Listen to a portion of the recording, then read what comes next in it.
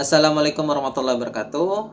Pada video kali ini aku mau share kepada teman-teman semua gimana caranya optimalisasi WordPress ya untuk blog atau website pribadimu, atau bisa juga untuk website company ya atau perusahaan. Nah, skor yang akan kita dapatkan dengan settingan atau tips yang akan saya berikan ini bisa cukup besar sekali ya, cukup impresif. Saya sendiri dapat hampir 100 skornya di Google PageSpeed, dan juga di GTmetrix itu saya pernah dapat 100, tapi untuk average-nya itu di atas 95 ya, sudah pasti di atas 95. Jadi teman-teman nanti bisa cross check sendiri ya, bisa buka halaman PageSpeed, Insight dan juga GTmetrix. Coba teman-teman masukkan link blog saya ya, nanti pasti teman-teman bisa lihat hasilnya sendiri ya, kalau misalnya nanti kurang percaya gitu ya dengan hasil tes yang saya akan tampilkan.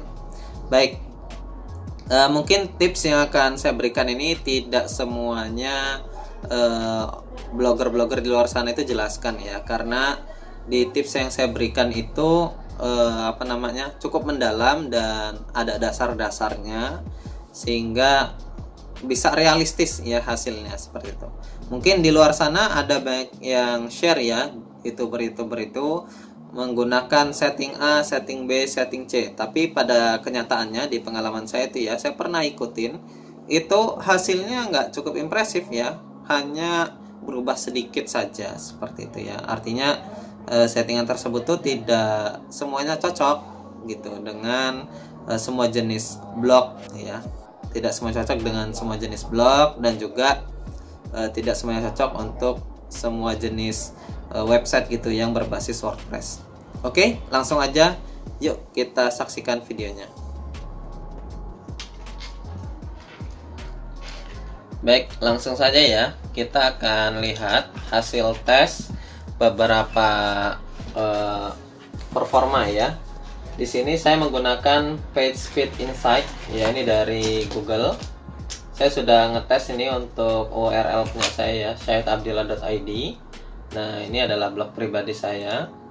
Dan di sini ada hasilnya ya, hasil performanya yang tampilan mobile itu adalah 99 ya, artinya hampir 100 dari yang skor 100. Kemudian yang tampilan desktop juga sama, ini 99, artinya ini sudah sangat cepat sekali. Ya. Kemudian di sini ada GTmetrix. Saya waktu itu dapat 98, performanya ini 97. Ya kurang lebih seginilah ya, 90-an ke atas. Ini hampir 100 ya. Grade-nya grade A. Baik. Sebelum itu ya, teman-teman buka dulu website saya ya, blog saya, linknya ada di deskripsi. Judulnya cara mempercepat website WordPress kamu. Baik. Di sini ada beberapa langkah yang harus dilewati atau yang harus dikerjakan untuk mengoptimalisasi WordPress kamu ya, atau website kamu yang berbasis WordPress. Yang pertama itu membuat cache web. Ini bisa menggunakan CDN atau local CDN. Yang selanjutnya ini menggunakan format gambar yang paling cepat. Nanti di bawah ini ada ada penjelasannya. Menggunakan lazy loading, kemudian menyederhanakan kodenya ya, atau minify code-nya ya. Kemudian selektif menggunakan CSS dan JavaScript-nya. Nah, untuk teman-teman yang nggak paham dengan bahasa codingan nggak masalah, karena di WordPress ini sudah banyak pluginnya, sehingga nanti kita akan memanfaatkan plugin ya, tanpa harus mengetahui coding yang sebenarnya, seperti itu ya, kurang lebih seperti itu. Kemudian di sini saya akan tampilkan lagi ya. Ini adalah pengukuran menggunakan GTmetrix. Di sini sebelum adanya optimalisasi, grade blog saya itu C ya, dengan performa 73% dan strukturnya 92%. Dan ini muatnya untuk satu halaman penuh kurang lebih 4 detik lebih ya, hampir 5 detik. Nah, setelah dioptimalisasi, kita geser ke kiri. Nah, ini pernah mencapai performa 98%. Saya sebenarnya pernah dapat 100% ya performanya, tapi kebetulan tidak terrecord gitu ya dokumentasinya, tapi ya nggak masalah, artinya ini sudah sangat cepat sekali. Kemudian untuk page speednya ini yang sudah saya tampilkan tadi, 9999. Kemudian di sini saya jelaskan beberapa langkah bagaimana caranya untuk mempercepat loading website WordPress. Oke. Yang pertama ini ukur ya, atur ukuran gambar sesuai dengan kebutuhan. Misalnya postingan teman-teman yang ada di sini, misalnya gambar ya, ini kan berupa gambar nih. Ini misal saja, ini butuhnya ukuran 1920 kali 1080. Maka yang diatur ini ukuran ini ya, walaupun umumnya ya 1920 kali 1080 ini biasanya full screen ya, ini full HD nggak masalah, tapi setidak-tidaknya ukurannya tidak terlalu besar. Misalnya ukuran 2K atau 4K itu nggak perlu. Nah, itu yang saya maksudkan, agar ukuran gambarnya ini disesuaikan dengan kebutuhan. Kalau misalnya ukurannya kebesaran, ini teman-teman bisa kecilin ya menggunakan editor online ya. Kalau yang offline tuh ada Photoshop contohnya. Nah, untuk yang lain, editor offline yang lain juga banyak. Kemudian selanjutnya, setelah ukuran gambarnya disesuaikan, teman-teman konversi gambarnya ini menggunakan format WebP ya, atau AVIF seperti itu ya. Caranya gimana? Di Google ada banyak sekali konversi online ya yang menawarkan mengganti format JPG atau PNG-nya ke WebP ya. Seperti ada banyak sekali. Nah, kalau teman-teman males menggunakan yang online konversinya, ini teman-teman bisa menggunakan yang offline. Sama-sama gratis ya, sama-sama gratis. Dan untuk yang software offline-nya sendiri ini sangat ringan, jadi nggak perlu khawatir ya. Baik, kemudian di WordPress sendiri sebenarnya sudah banyak plugin converter ya, yang menjanjikan gambar yang ada di WordPress itu bisa diubah ya formatnya menjadi WebP. Hanya saja pengalaman yang saya dapatkan ketika saya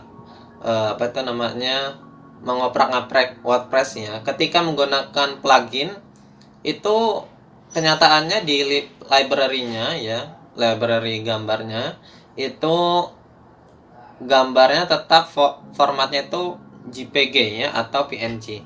Hanya saja kompresannya itu memang jadi kecil, tapi tetap saja ya dengan format JPG dan PNG itu tentu akan masih lebih lama dibacanya ketimbang format WebP seperti itu ya. Kemudian yang selanjutnya, teman-teman harus mengaktifkan lazy loading ya untuk gambar-gambarnya. Lazy loading ini maksudnya ketika kita membuka suatu halaman, maka gambar-gambar yang ada di bawahnya ini tidak langsung termuat dalam waktu yang sama. Jadi ketika visitornya geser ke bawah ya, ini nanti baru gambarnya dimuat seperti itu. Nah, dengan diaktifkan lazy loading ini, maka kinerja halaman ini ya, kinerja browser akan lebih ringan seperti itu ya.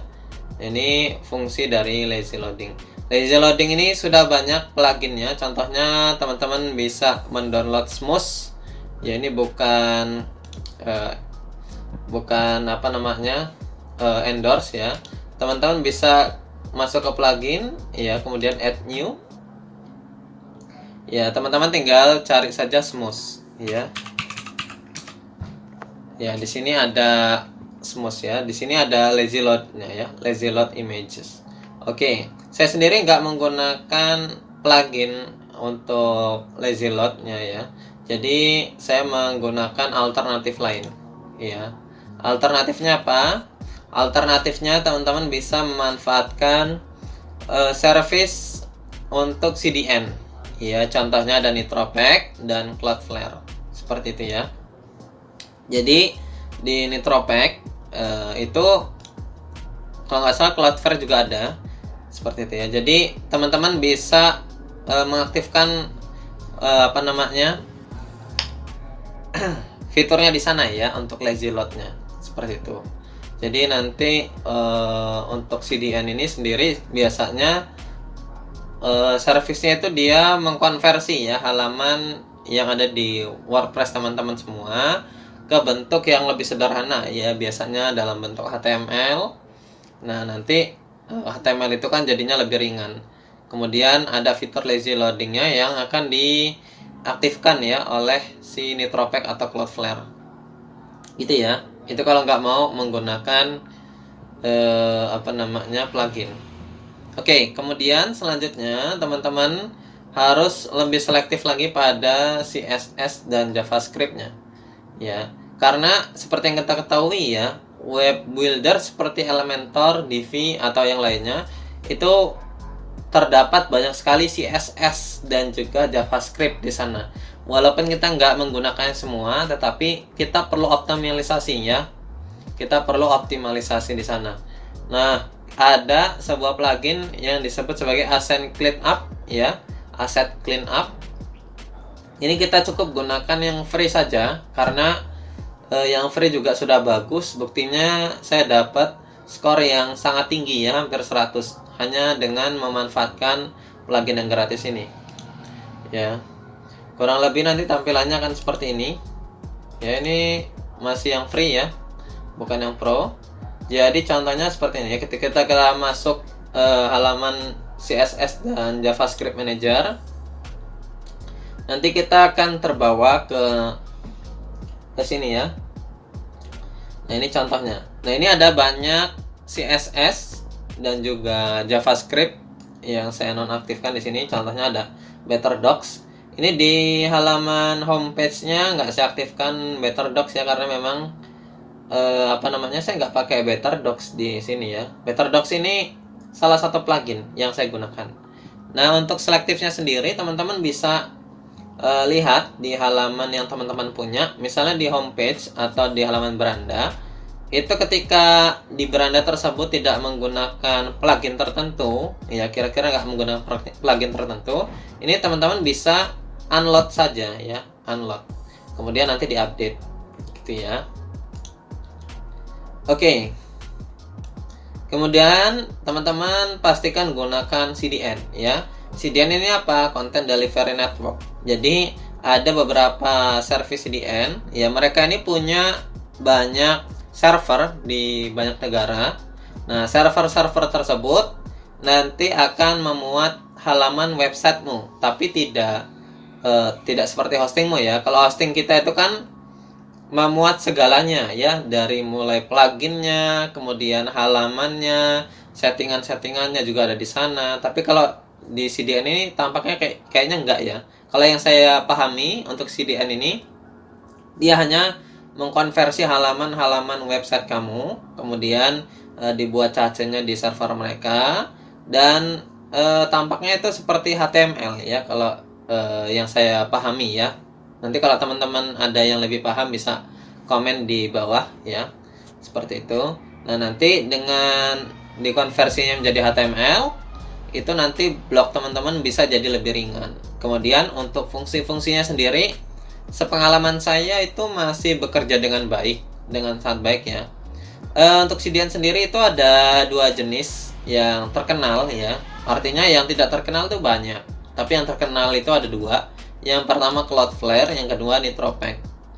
Cloudflare ini dia fokusnya kepada proteksi ya, walaupun ada tambahan service berupa CDN. Nah, kalau yang kedua Nitropack ini dia fokus ke speed ya, atau kecepatan sebuah website ya, fokusnya di sana. Jadi fokusnya beda-beda. Jadi kita pakai yang mana? Kalau saya prefernya pakai dua ya, artinya Cloudflare saya pakai, Nitropack juga saya pakai.